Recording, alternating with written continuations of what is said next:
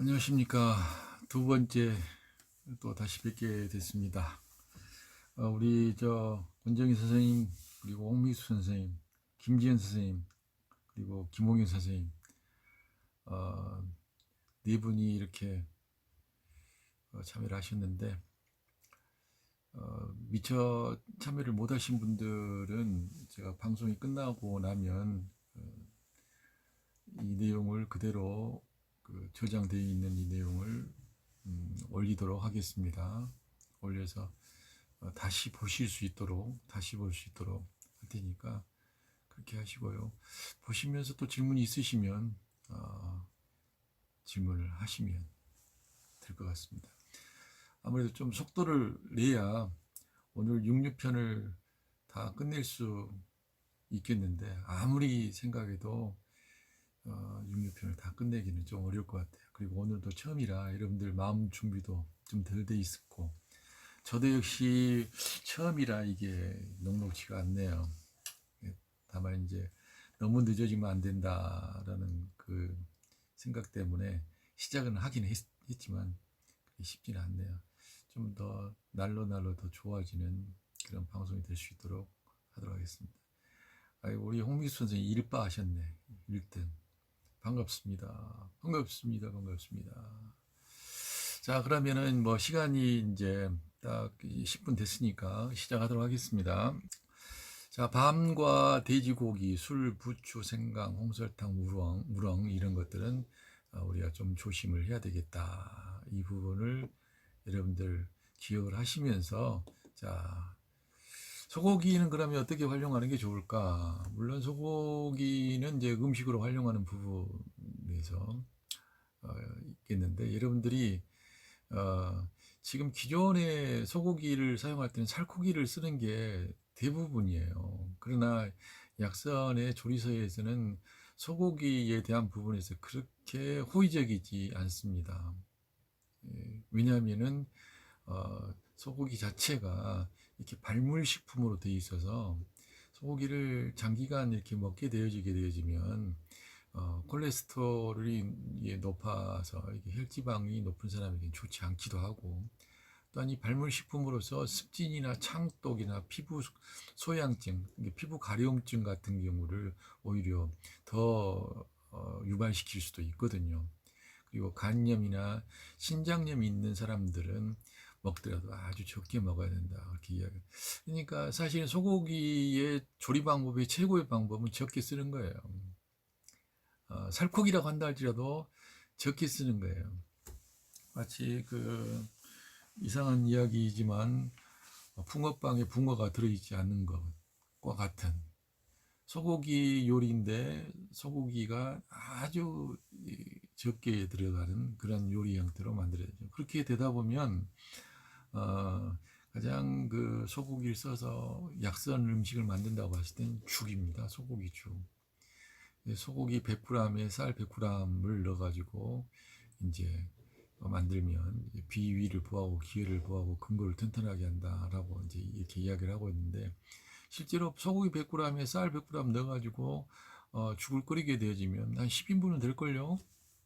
넉넉 잡고 아마 10인분 정도 예양이 되리라고 생각합니다. 근데 여전히 제가 볼 때는 이 소고기 100g도 양이 많다고 볼 수가 있습니다.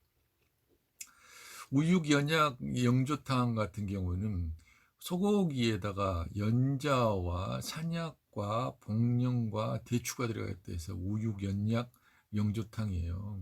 뭐 이거 모아가지고 그냥 탕을 끓여서 먹는 거죠. 그러면 탕을 끓여가지고 그냥 먹기보다도 탕을 끓인 이 물을 가지고 죽을 써먹을 수도 있어요. 그러면 우육 연자 영조 죽이 되는 거예요. 그러겠죠. 그 다음에 소고기 단호박탕 같은 경우, 이렇게 단호박탕 같은 경우를 해서 끓여서 먹게 되어지면 소염작용과 담을 이제 없애는 작용들을 하죠. 담을 없애는 작용하고, 또한 몸속에 있는 농을 배출하는 것과 함께 해독작용이 있는 것으로 볼 수가 있습니다. 자, 명이빌록이 의하게 되면 뭐 소가를 치료하고 구역질이나 설사를 멈추게 하고 중추를 편안하게 하고 기운을 내며 비위를 튼튼하게 한다고 이야기를 하고 있어요. 권정희 선생님 감사합니다. 어서 오십시오. 그리고 번초습유라고 하는 책을 보게 되어지면 수종을 없애고 습기를 제거하고 허약한 증상을 보호하고 근골을 튼튼한다라고 있어요. 수종을 없애고 습기를 제거한다는 이야기는 우리가 앞에서 봤었던 비장을 보호한다는 거하고도 비슷해요. 거의 비슷합니다.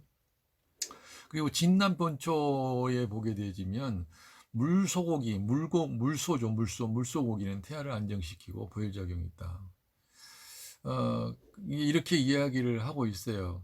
그러면서 대부분 보면은 명의별로 번초수면 뭐 진남을 다른 다 고지서를 해서 이러하지만 적게 써라. 오래 쓰면 이득이 될 만한 게 하나도 없다. 그렇게 이야기를 해요. 그러면서 많이 쓰고 있는 부분들은 오히려 소, 간, 소, 신장, 소, 폐, 소, 골수, 소, 위 이런 부분들을 많이 사용을 합니다. 그래서 오늘의 약선의 포인트점은 뭐냐면 소고기를 쓰되 소고기는 그 효능이 아무리 타고나다고 하더라도 적게 써라. 그게 오늘의 핵심입니다. 적게 쓰고 만약에 이걸 질병을 치료할 목적으로 약선적으로 건강을 증진을 할 양으로 쓰려고 하게 되어지면 바로 소의 부속물이라고 이야기하는 소의 오장육부를 적절하게 잘 사용하는 것이 오늘의 답입니다. 예. 그 이야기를 하려고 제가 앞에서 뭐 수렵 채집 이야기하고 우리의 몸은 어찌 보면 소고기에 더 호의적이기보다는 육고기에 더 호의적이기보다는 오히려 곤충 쪽에 더 호의적일 수 있다. 뭐 이런 이야기 했잖아요. 권정희 선생님 소골수까지 그랬는데 소골수 엄청 맛있습니다. 소골수가 오히려 더 다른 고기보다 개인적으로 먹어봤을 때는 더 담백하고 식감도 그렇게 떨어지지 않고 좋더라고요. 정 먹기 힘들면 그걸 살짝 익혀서 먹는 방법도 있지 않겠느냐. 그러다 될 땐 소골수 보면 우리 두뇌가 약한 사람이라든지 골수 기능이 약한 사람이라든지 이 골수는 신장하고 밀접한 관련이 있거든요. 심장이 아니라 신장 여기 신장과 아주 밀접한 관련이 있거든요. 그렇기 때문에 상당히 좋은 거라고 볼 수가 있습니다. 자, 우리가 그 소고기에 대한 부분에 대한 것은 이 정도로 하고 이제 돼지고기로 넘어가도록 하겠습니다. 자, 돼지고기를 보게 된 그림상으로 봤을 때 이 어떻게 보입니까? 돼지고기도 역시 마찬가지로 발물 음식이에요. 그래서 많이 먹으면 안 돼. 그리고 먹어봐야 도움이 될 부분이 하나도 없어. 근데 왜 사람들이 먹느냐? 맛으로 먹는다고 해요. 습관으로 먹는다 해요. 중독이 돼서 먹는데 뭐에 중독됐느냐? 양념에 중독돼 있어요. 그리고 안 먹으면 왠지 껄쩍지근해. 그게 습관이 돼 있단 말이에요. 습관이 되고 그 습관이 중독이 되게 되어지고 그 정도는 먹어줘야 먹는 것 같은 왠지 그런 느낌들 때문에 사실 먹기를 먹는데 돼지고기가 고기 중에서는 특별히 더 그렇다라고 이제 이야기를 합니다. 왠지 보면 돼지 같은 경우는 먹으면 금방 살찌잖아요. 그래 살쪄서 또 빨리 사육이 돼서 빨리 출하를 합니다. 빨리 도축이 되어져요. 돼지 같은 거 어떻습니까? 다산의 상징 아니에요? 그러니까 많이 먹기도 하고 빨리 크기도 하지만 많이 낳기도 합니다. 그러면 이 많이 먹고 빨리 크고 많이 낳는다라고 하는 것이 과연 돼지를 키우는 사육자 입장에서는 굉장히 좋은 것일 수도 있을지 모르지만 이 인류의 상황으로 봤을 때는 지구의 상황으로 봤을 때는 지구의 환경적인 부분으로 봤을 때는 과연 굉장히 정상적이라고 이야기할 수 있을까? 이 부분은 짚고 넘어가야 될 부분이 사실 굉장히 많이 있어요. 여기 봐보세요. 이 한 마리 돼지가 거의 10마리 이상의 거의 뭐 한 20마리 정도 되는 거야. 20마리 정도를 먹이고 있는 거예요. 한꺼번에 다 젖을 못 빨리니까 이 바구니에다가 이 반틈을 덜어놓고 반틈 먼저 먹이고 또 반틈을 상상하기. 이 정도의 모습을 지니고 있는 게 돼지예요. 그러니까 제가 이런 말씀을 뭐 점심 메뉴로 제육볶음을 먹어주신다고 말씀하시는데 이걸 준비하고 계신 분이 있는데 돼지고기를 먹으면 혹시 돼지가 될지도 모른다. 죄송합니다. 어, 내가 먹는 음식이 나를 만든다고 하잖아요. 그리고 지금 현재의 모습은 내가 먹었던 것으로 인해서 만들어진 거다. 뭐 이렇게 이야기를 하면 확대해서 할 때 지금 내가 돼지 먹으면 나중에 돼지 될 수도 모른다. 돼지가 갖고 있는 성질이 다산과 빨리 키는 것과 뚱뚱해지는 거다라고 이야기한다면 우리는 돼지고기를 즐겨 먹게 될 때 그들이 갖고 있는 특성을 닮아갈 수도 있다라고 이야기할 수도 있는 거거든요. 물론 그게 그런 정도까지 닮아가기 위해서는 저는 이제 길게는 수십 년, 수백 년, 수억 년이 지나야 이제 우리의 유전인자도 우리의 염색체도 돼지의 염색체들을 많이 닮아가서 그렇게 되기까지 할 수도 있겠다 이렇게 해서 보지만은 오늘 우리 약선을 하는 입장에서는 또 제가 말씀드리는 것은 소고기 마냥 돼지고기가 아무리 좋다고 한다 할지라도 내용을 줄여야 되는 상황이고, 그런데도 불구하고 돼지고기는 사용이 되고 있었는데 그 돼지고기는 돼지고기의 살코기보다는 오히려 돼지고기의 부속물들이 많이 사용되고 있었다. 그리고 우리가 요즘 이제 뭐 맛을 내게 하는 그런 기름으로 뭐 식용유들을 굉장히 많이 쓰고 있는데, 예전에는 이 돼지의 비계살로 그 맛을 내고 그걸 이제 기름으로 대용으로 사용했었던 것을 볼 수가 있습니다. 그래서 우리는 이런 지혜도 좀 배워야 될 필요가 있지 않겠냐 싶습니다. 돼지도 역시 아까 마찬가지로 우리 소고기를 볼 때 봤었잖아요. 근데 돼지고기도 원래는 방목에서 이렇게 크는 거예요. 그렇죠. 크는 건데 이런 것들이 완전히 방목되게 되어지게 되지면 이제 멧돼지 같은 걸로 되는 거고, 이게 점점 진화를 거듭하면서 집에서 키우는 이런 돼지로 바뀌었잖아요. 근데 그런 돼지들도 방목에서 키우는 거죠. 근데 사육을 하다 보면은 뭐 철창에 가둬놓고 담에다 가둬놓고 키우다 보면 음지에서 키우는 거라. 그러면 양지의 성질의 영향을 받았던 것이 음지의 환경의 영향을 받는 형태로 바뀌어가는 거죠. 또 역시 이게 마찬가지 국내산이라고 한다 하더라도 역시 그리고 수입산이라고 한다 하더라도 지역적인 부분은 우리가 결코 무시할 수가 없습니다. 그래서 평야나 고산지대, 습립지, 사질도, 강, 바다 뭐 이런 부분도 그게 관련되어지겠죠. 자, 그렇다면 이 부분을 조금 아까 소고기 보듯이 다시 한번 그림을 통해서 보겠습니다. 돼지고기를 수입을 했는데, 수입산을 먹었는데, 그러면 이 노르웨이 반도 같은데 이렇게 아주 그 냉대 지역에서 자란 거냐? 냉대 지역에서 자란, 시베리아 벌판과 같은 이런 냉대 지역에서 자란 거냐? 오츠크 해안이 뭐 이렇게 뭐 우리 동북 지역에 있는 부분에 냉대 지역에서 자란 거냐? 그게 자란 거냐?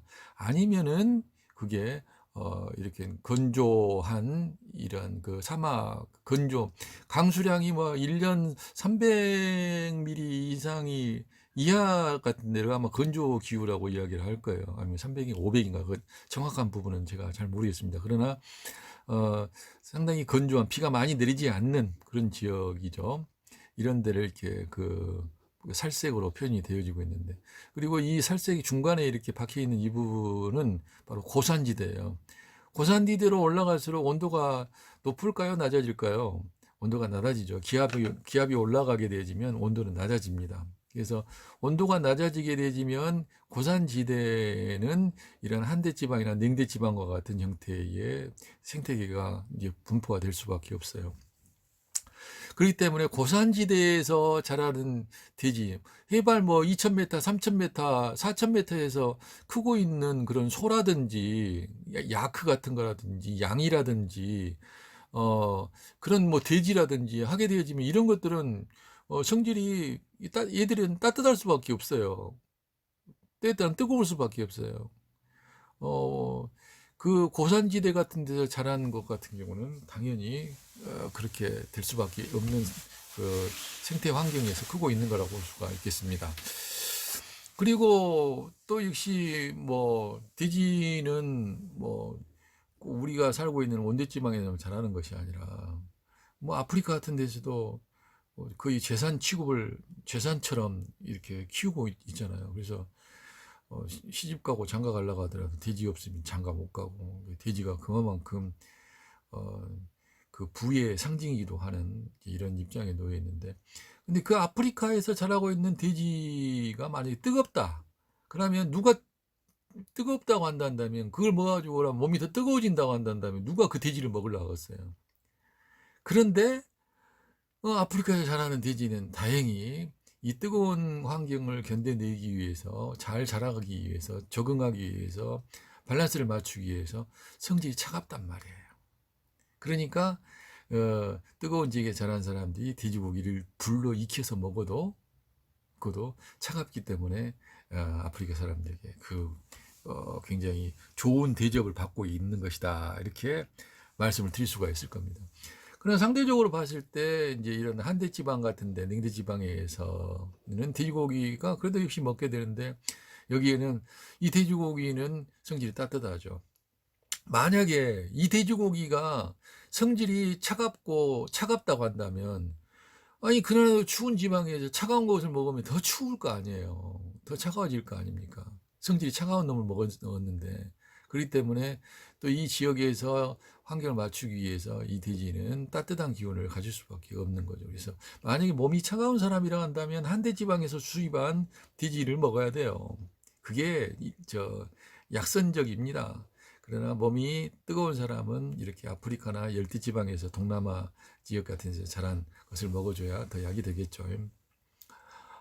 그건 이제 우리 한국적인 상황에서 만약 국내산이다라고 한다 하더라도, 그게 제주도에서 잡은 똥돼지든지 흑돼지든지, 아니면 개마고원이나 이 백두산 같은 데서 키운 거라든지, 울릉도나 아니면 산악지대냐, 중부 내륙 지역이냐, 남부 해안 지역이냐, 이런 부분을 통해서라도 우리가, 여러분들이 서로 이게 그 성질이 다르다라고 하는 것을 꼭 알아야 될 필요가 있습니다. 그리고 돼지고기의 영양 성분을 우리가 잠깐 보게 되면, 100g당 단백질이 29.9g이 들어있고 지방이 8.1g이 들어있는데 탄수화물은 거의 제로된 상태예요. 그러니까 돼지고기를 그나마 먹는다고 한다면 탄수화물이 없으니까, 탄수화물이 아주 몽땅 들어있는 밥하고 같이 먹어야 완전히 궁합이 맞는 거예요.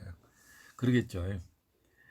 그런데 만약에 탄수화물이 없이 고기만 먹어버린다라고 한다면, 그래가지고 고기만 먹어서 저탄고지를 해보겠다 그러면, 저탄고지로 봤을 땐 탄수화물이 제로니까, 저탄고지의 형태로 봤을 땐 단백질이 풍부하니까, 그리고 지방도 많으니까 이게 괜찮을 것 같잖아요.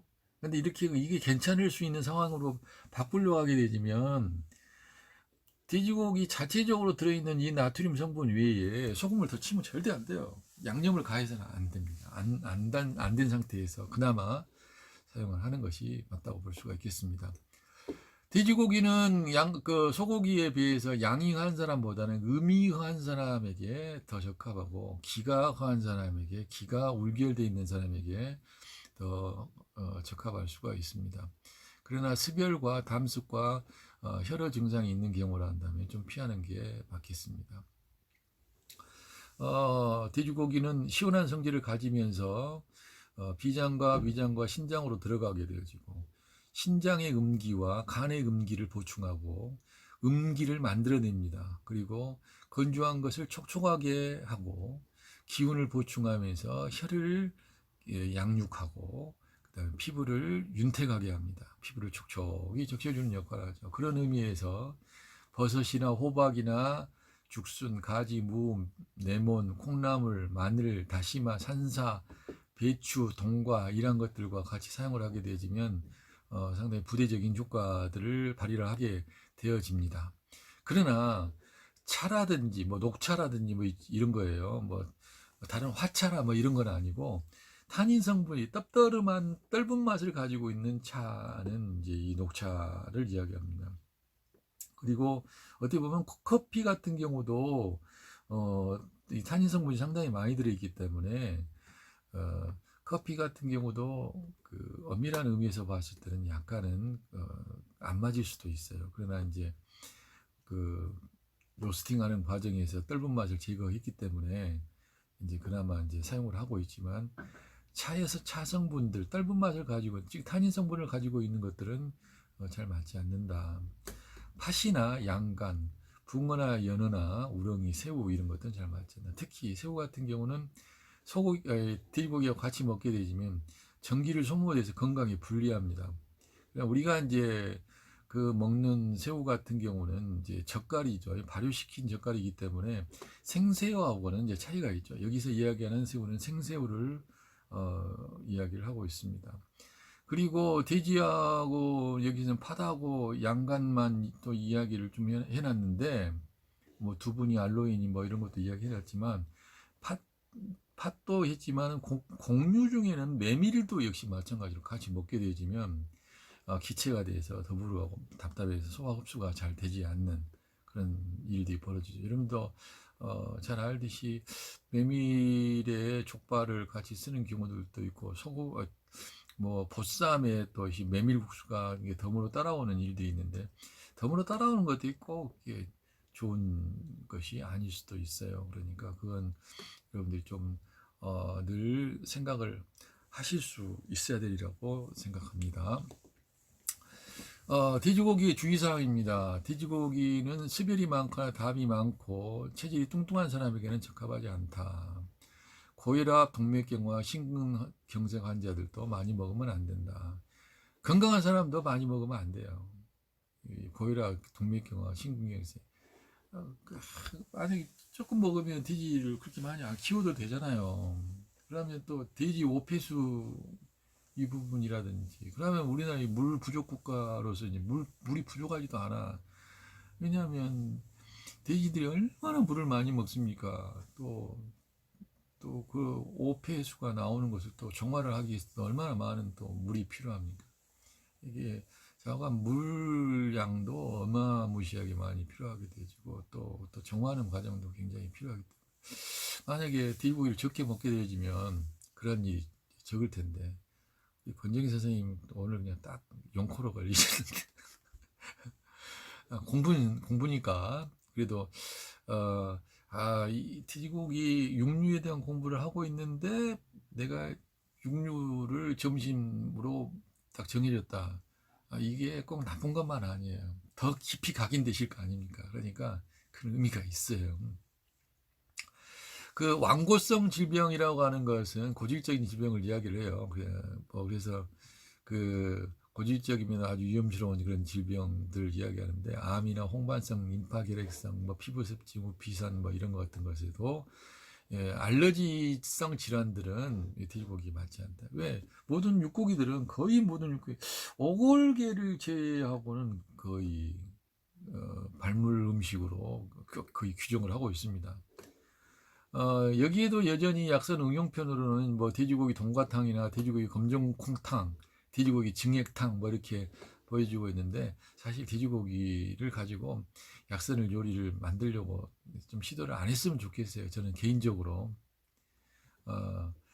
그냥 만약에 한다면 진짜 조금 쓰면서 돼지고기의 맛이 나고 돼지고기의 식감이 나오고 돼지고기를 넣은 것 같은 효과를 발휘하게 하는 그런 아이디어가 생각되진다면 표현될 수 있다 한다면 굉장히 좋을 수는 있겠지만 양을 많이 넣어가지고 양으로 승부를 해버려야 되겠다 라고 한다면 이건 조금 우리가 고려를 해봐야 됩니다. 자, 본격적으로 하면은 고조리서 이 참고의 고식료서적에서는 어떻게 이야기를 하고 있는지 우리는 좀 자세히 살펴볼 필요가 있어요. 자, 봅시다. 그 돼지 고기에 대한 부분이에요. 돼지 고기에 대한 부분 맛이 쓰고 성질이 약간 차다. 단석을 눌러 혈맥이 열폐된 것을 치료한다. 뭐 이렇게 이야기를 하고 있는데 그리고 사람을 허하게 하고 풍을 동하게 해서 오래 먹을 수가 없다.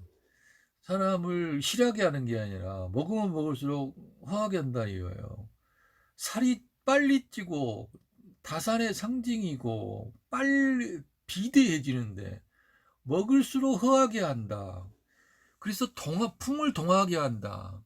오래 먹을 수가 없다라고 이야기를 하고 있단 말이에요. 그리고 정액을 적게 하고 숙진을 일으킨다. 좋지 못하는 습진 같은 거라든지 막 이런 것들을 일으킨다는 이야기거든요.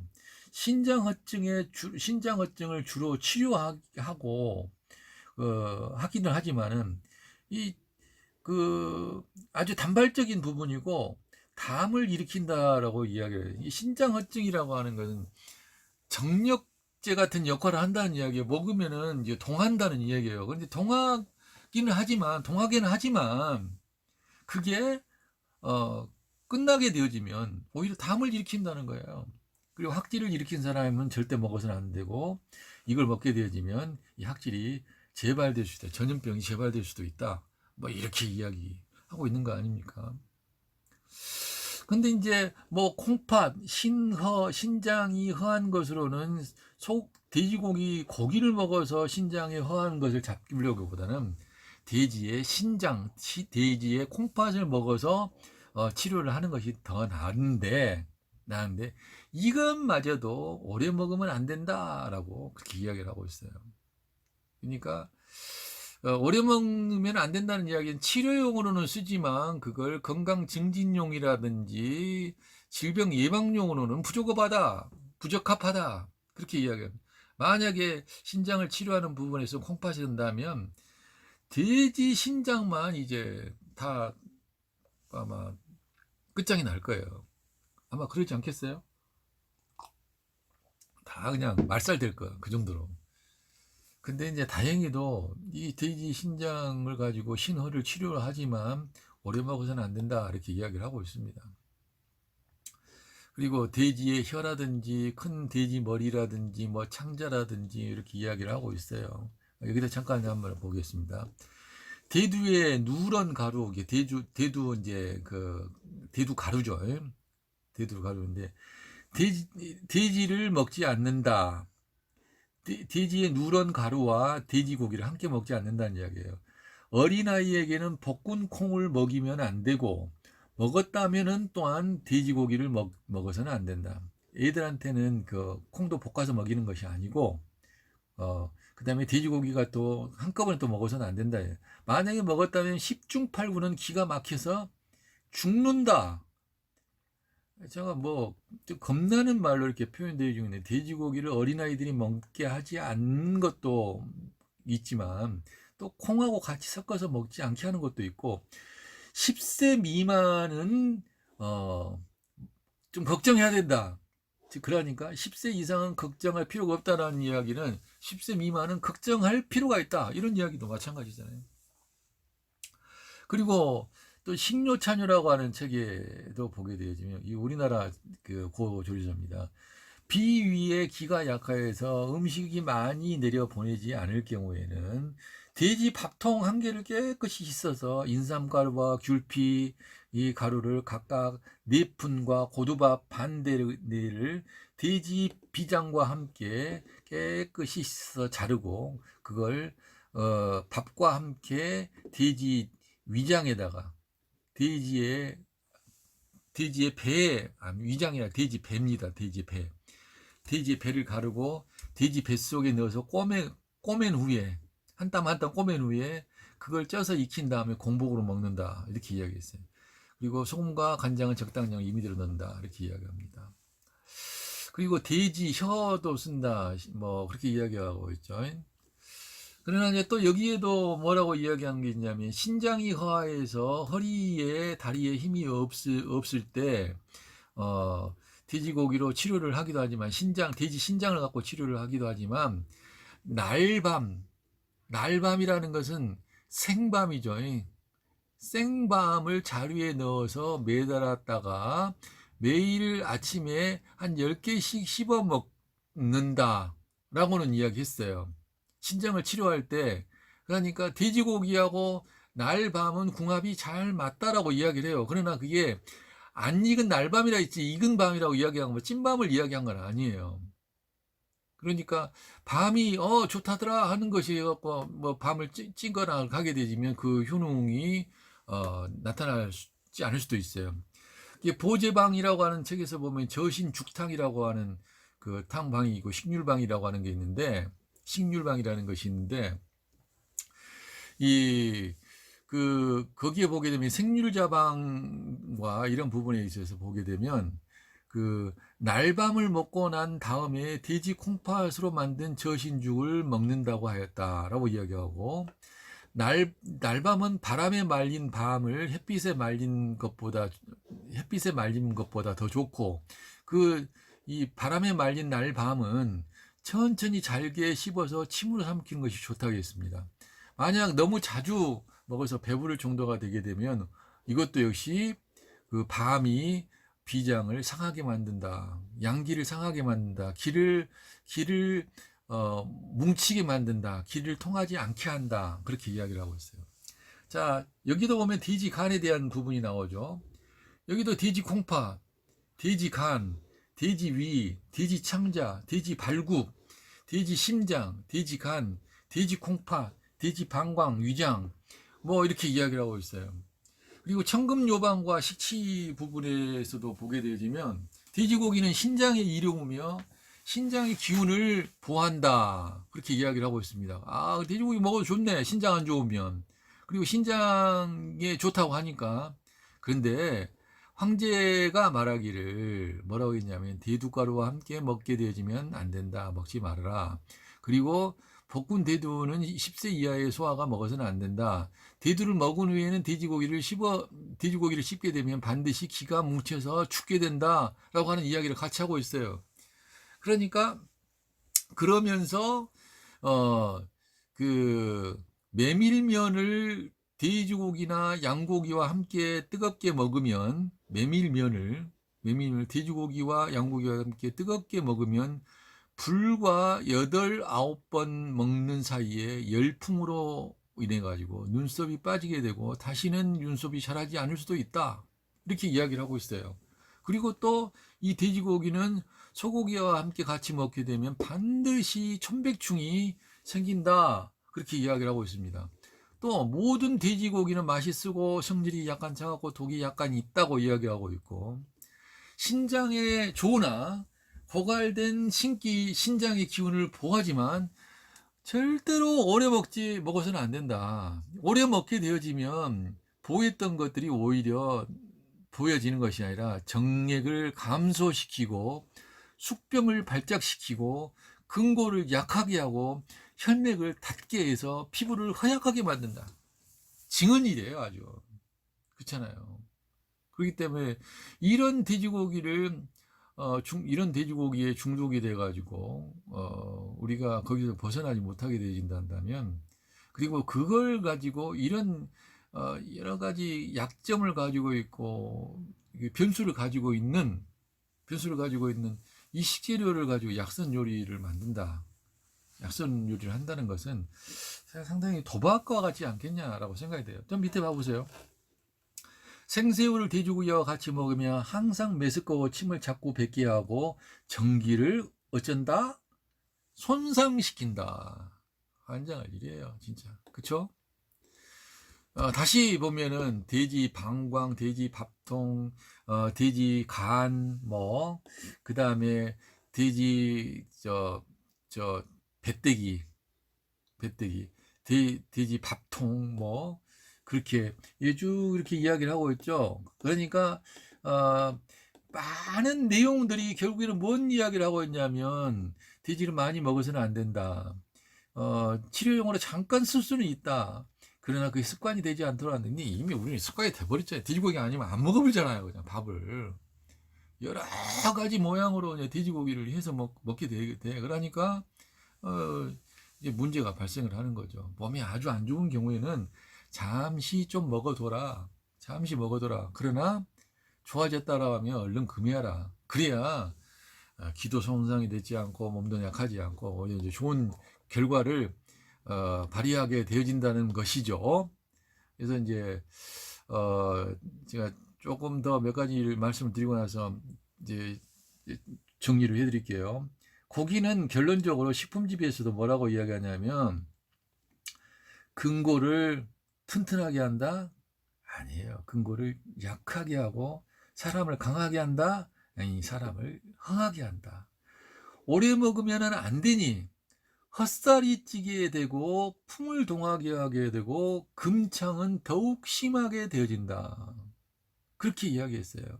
그러니까 심장의 놀람과 걱정에는 잠시 동안 써도 된다. 혈맥이 막힌 것도 잠시 써도 된다. 독이 없으니까 그냥 먹어도, 몸이 약한 사람이 먹어도 나쁘지 않다. 견뎌낼 수 있다. 그런데 근골을 많이 오랫동안 먹게 되면 근골을 약하게 하고 사람을 허하게 하고 오래 먹으면 안 되고 헛살을 찌게 하고 풍을 동하게 하고 궁창을 만들게 하는데, 이걸 가지고 사람들이 많이 찾는다고 약선 요리로 막 개발을 하고 하면 좋겠냐고요. 완전 것은 진짜.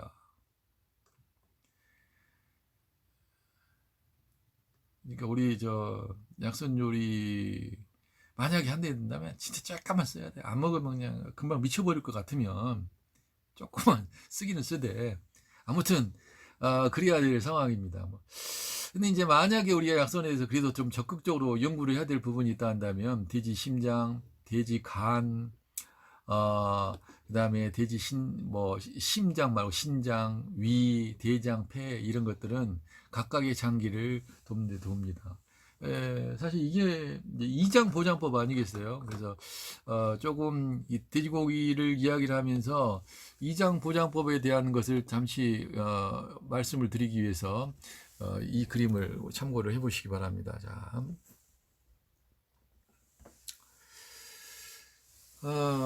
느닷없이 돼지 오장육부를 이야기한다고 하면서 왜 기후 환경에 반응하는 몸의 생리와 음식의 맛을 그림을 보여주느냐. 여기서 돼지 신장을 쓰기는 쓰되, 돼지의 간을 쓰되, 이럴 때는 쓰고 이럴 때는 쓰지 말자, 이런 이야기예요.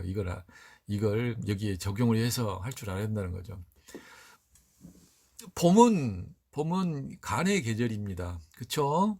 봄은 간의 계절이에요. 여름은 여름의 계절이에요. 아니, 여름은 여름의 계절이었다. 여름은 불의 계절입니다. 심장의 계절이에요. 그쵸? 여름은 심장의 계절이에요. 심장이 가장 활력 있게 활동하는 계절입니다. 그러면 봄은 간이 가장 활력 있게 활동하는 계절이에요. 가장 극대화되는 계절이죠. 여름에는 심장이, 가을에는 폐가 가장 극대점에 이루는 역할을 하고 일을 합니다. 그래서 가을은 이 폐를 막 돕고 있어요. 폐를 돕고 있어요. 가을이 막 알곡을 여물게 하고 막 토실토실하고, 그래서 뭐 하늘도 막 높고 말도 막 살을 찌게 할 뿐만 아니라 폐도 막 이렇게 극대점에 이르게 돕는 역할을 하게 만들고 있는 거죠. 그리고 겨울이 되게 되면 신장이 이로울 정도로 신장이 이로울 정도로 다 쉬게 하고 이제 준비하게 하고 이제 하는 그런 점에 의해서 신장이 가장 이로울 수 있는 포지션을 지키게 하고 있는 상황입니다. 근데 사람들이 봄철에는 간에 이로운 그 자연에는 혜택을 주고 있지만, 사람의 몸에는 어느 한 부분이 좋게 되어지면 어느 한 부분이 활력이 되게 되면 어느 한 부분은 약하게 되어 있거든요. 이게 자연의 이치거든요. 그러니까 봄의 입장에서는 꽃이 피는 거 좋지만은 앙상한 가지가 사라지게 된 것이고 그 추운 계절이 물러간 거잖아요. 그렇잖아요. 그런 것처럼 봄의 기운이 돌게 되면 봄과 상반되어지는 것들은 봄을 상반되어지는 것들은 줄어들거나 약화되어지게 될 수 있어요. 그래서 봄의 부분이 간을 이야기하게 되면 간은 충혈되어 있는데 오히려 비장과 위장이라든지 폐장과 대장은 약해져 있는 상황이란 말이에요. 약해질 수도 있는 상황이란 말이죠. 그래서 간을 윤택하게 하는 신맛은 적게 하고 비장과 위장을 윤택하게 해야 될 단맛과 그 다음에 폐장을 윤택하게 할 수 있는 매운맛을 증강시키는 것이 봄의 계절 아니겠어요? 그래서 봄에는 여러분들이 돼지의 살코기보다 돼지를 육류를 만약에 사용한다 한다면, 저는 육류보다는 이제 곤충이나 아니면은 사용하지 마라, 이제 그렇게 이야기를 하고 싶지만, 가장 적게 사용을 하면서 만약에 그렇게 사용을 한다 한다면 돼지의 간은 쓰지 마라. 오히려 왜 충분하니까 돼지의 간보다는 소고의 간보다는 뭘 써라?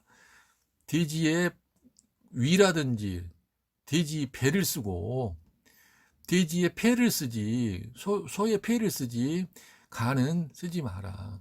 특히 범의 범인 경우는 누구예요? 유정기 아닙니까?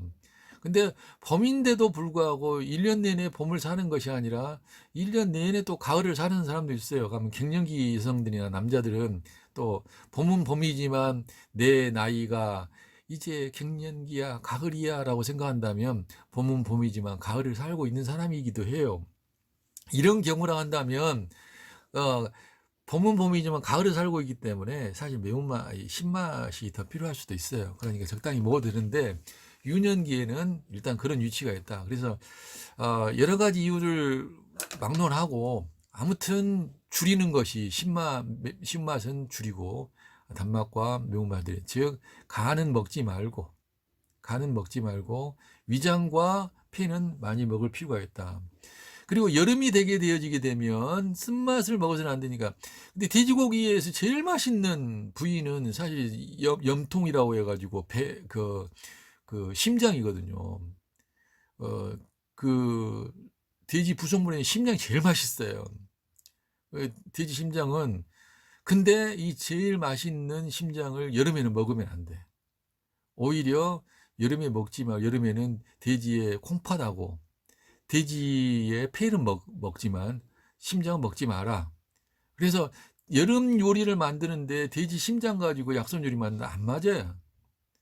심장을 이롭게 하기 위해서는 날짜 그 상황으로 봤을 때 언제 택하는 게 가장 좋으냐면은 바로 가을과 겨울에 심장을 키우는 게 좋아요. 이렇게. 그렇지만 여름에는 오히려 신장과 폐를 키우는 게 좋겠다. 그렇게 말씀을 드릴 수 있는 거고요. 그다음에 이제 가을철 같은 경우에는 폐를 먹으면 안 돼. 폐 가지고 요리 만드신다고 생각하시면 안 됩니다.